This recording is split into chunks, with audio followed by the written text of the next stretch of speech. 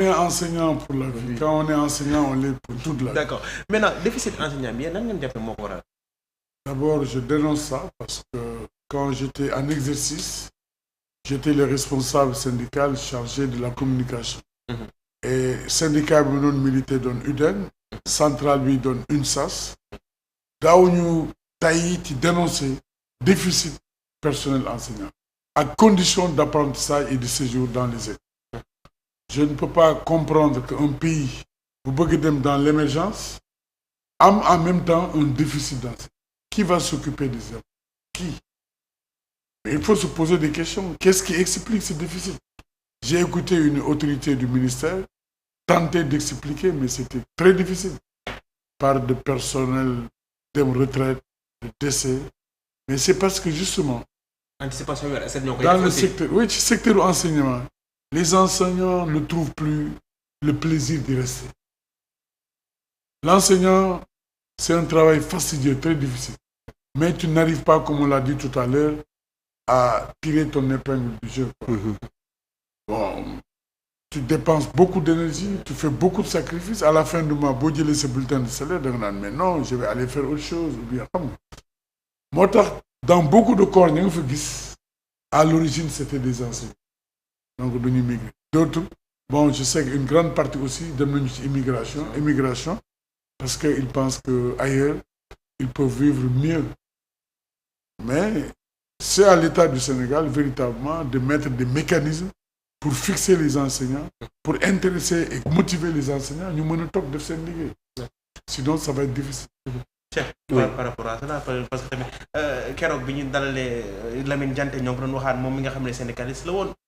La situation quand même est en train de devenir alarmante donc su maa ngi dégg sax ne am na école yoo xamante ne instant yi dañoo obligé ñu daal di jël seen élèves daal leen tas ci différents yeneen établissements pour quand même. bien mën sûr a combler gap yooyu. bien sûr xam nga yaa ngi ne situation bi dafa bëgg alarmante mais moi je pense qu'elle l'est déjà.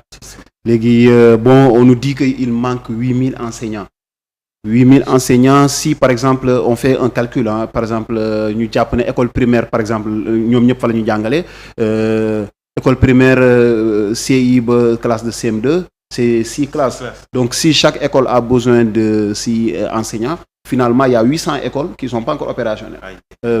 Entre 1000 et 800 écoles yoo xamante ni opérationnelles maanaam bu dee école bu nekk dañ lay doter 6 enseignants on se retrouve à avoir 1300 écoles yoo xamante ni opérationnelles. Donc ça c'est un problème majeur et puis moi je peux pas comprendre mënuma gëm ne ni affaire nit ñi dañoo dem retraite wala loolu. Donc retraite bi bon il y a ce qu'on appelle un plan de carrière. Donc il faut pouvoir gérer les carrières des gens. Nit ñi par exemple tey il y a les départs, il y a les entrées, mais départ personnel bu amee mais da nga ko war a sóoraale. Tu vas te dire dans 5 ans par exemple ñun par exemple il y a 1000 enseignants qui sont à la retraite. mais non amoon nañu politique boobu avec le recrutement des élèves. Oui moo tax dama ne par exemple li ñuy wax noonu du loo xamante ni ñun sénégalais ñun mën nañu ko nangu. Parce que tamit on nous dit que le budget du Sénégal donc xawma plus de 40% c'est alloué à l'éducation et aujourd'hui on se retrouve à avoir un tel déficit te ñu xam ne quand même éducation enseignement njëriñ gi mu am si ab réew parce que aujourd'hui bon on a beau être après professeur on a beau être tout ce qu'on veut président de la République c'est parce que un jour il y a eu des enseignants qui ont pris quand même la peine n'est-ce pas de nous inculquer des valeurs de nous faire découvrir la vie et cetera et pas mal de choses ba nga xamante ne dañu am yenn aptitudes yi nga xamante ne bu ñu demee màgg dinañ ko mën a doxal mais tey bu nekkee ne l'école devient un luxe loo xamante ni dafa waroon doon loo xamante ni ñëpp mënoon nañu am accéder ci école mais école doon luxe boo xamante ni amuñu enseignants yu doy amuñu école yu doy on est toujours dans des abris provisoires loolu tamit day doon li nga xamante ni day indi ay jafe-jafe pour les populations et c'est vraiment regrettable. D'accord merci bon c'était juste un petit tour de l'actualité vite fait nag ñu ñëw vraiment ci sunu gan tey moom mi nga xamante ne mooy monsieur Cheikh Gueye nekk premier magistrat quand même ci commune bu Dieuppeul Derklé bokk ci parti bi nga xam ne moo di Taxawu Sénégal ci fan yu ñu génn quand même mën nañu wax ne yéen foo leen dem yéen seen waa parti la ñuy tudd indil Aba Mbaye indil Birame Souleye lan moo xew exactement ba jamono jii ni Taxawu Sénégal neexootul ak ñi nga xamante ne moom ñoo nekk ci Yewwi Askan Wi.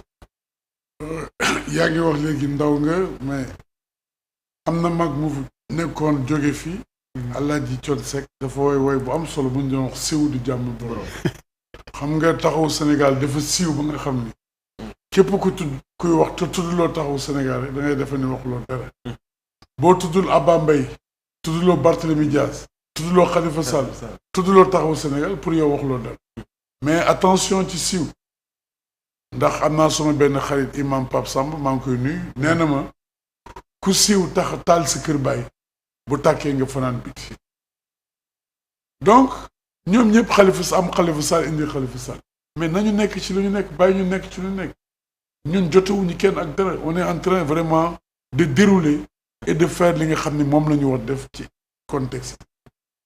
mais pourquoi alors beaucoup de gens disent que quand même implosion bi amee tey Assemblée nationale c'est la faute est admise à Taxawu Sénégal. je m'inscris en faux. et implosion bi am implosion Yewwi Askan Wi la lañ fa def defuñu ko Taxawu Sénégal Yewwi Askan Wi lañ ko def parce que c'est Yewwi Askan Wi qui a perdu des postes.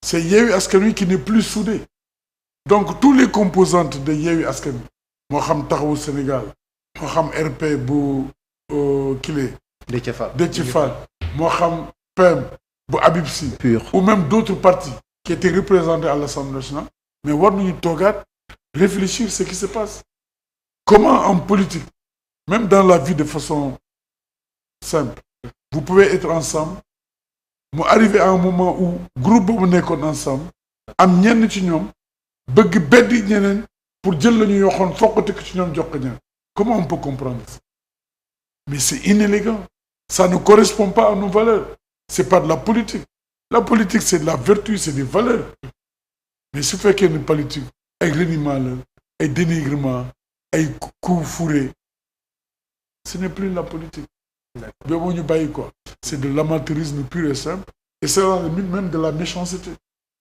il faut saluer la grandeur et l'élégance des députés de Taxawu Sénégal bi ñu xamee ñi ñii dañ leen bëgg utiliser comme serpillère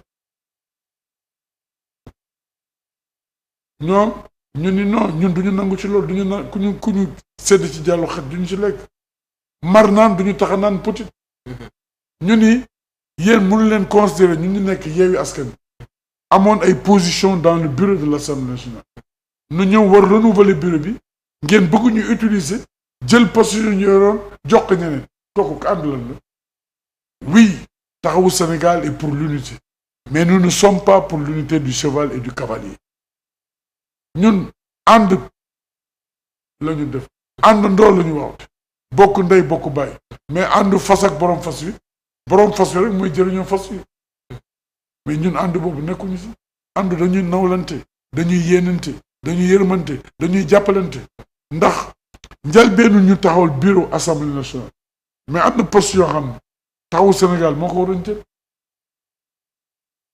benn leader politique woo le président Khalifa Sall ne ko kii Taxawu Sénégal moo ko moom mais ak contexte bi am dama lay ñaan nga may ma ko ma jox ko sama part mais Khalifa Sall tegu ci baat ñun ñi nekk ak moom toujours loolu lañ koy sikki yow da nga généreux yaatu ba lu ñëw nga war ko moom nga joxe ko mais il montre à chaque fois des leçons de vie il montre véritablement lan mooy caractéristique u leader son leadership n'est plus à démontrer Khalifa Sall est un homme généreux un homme engagé un homme sérieux un homme de vérité kooku ba tax na léegi mais kon da nga jàpp ne loolu moo tax tey pouvoir tourner sax singili ne Taxawu ba certaines personnes même vous qualifient de traître mais da ngeen jàpp ne yéen vous avez trop laissé aller vous n'avez pas communiqué wala ni mbir mi demee moo tax tey yéen ba ngeen ne tekk vous avez quand même laissé passer.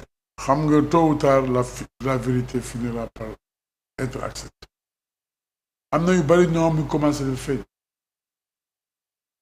tey xam nga boo demee ci làmb ji mbër moo gis muy bàkku mais roi des arènes li tudd parce que moom mooy lëmbee làmb ji en politique c'est exactement la même chose pourquoi ñu tudd Khalifa Sall mais parce que xam nañu bu ñu départoon ndoo Khalifa Sall duñ ko sax seen c'est pas la même chose Taxawu Sénégal c'est pas la même chose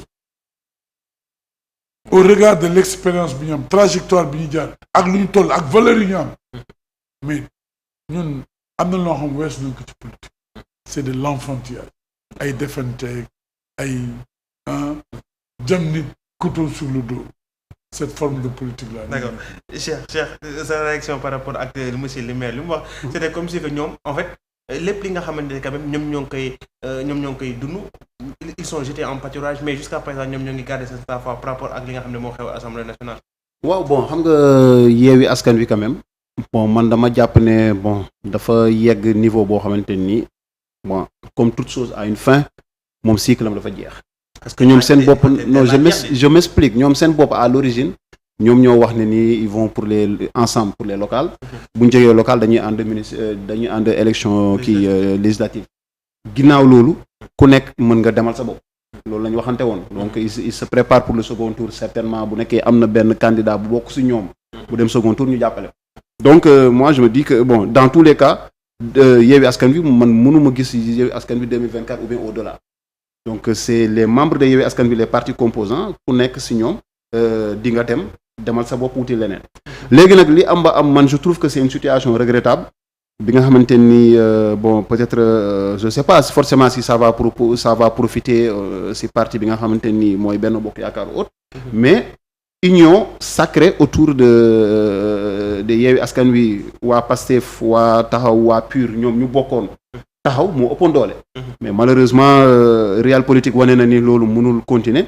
parce que y a des divergences d'intérêts aussi pour tamit revenir un peu faire en arrière quand même Taxawu avait posé des actes yi nga xamante ni quand même Yewwi Askan Wi n'était pas forcément d'accord par rapport à ça donc par rapport au dialogue on se souvient encore une fois ñoom dem nañu alors que la posture non là je te coupe il n'est écrit nulle part dans les textes de Yewwi Askan Wi que personne n'a le droit d'aller au dialogue. Oui. mais keroog moom Lamine Diante ñëw na fi ne dañoo waxoon ne kenn amul droit aussi dem après concertation dem dialogue yow kese wala nga dem dialogue ak ki nga xam ne mooy président Macky Sall loolu moom Lamine Diante nekk bokk ci conférence des leaders wax na ko fii aussi.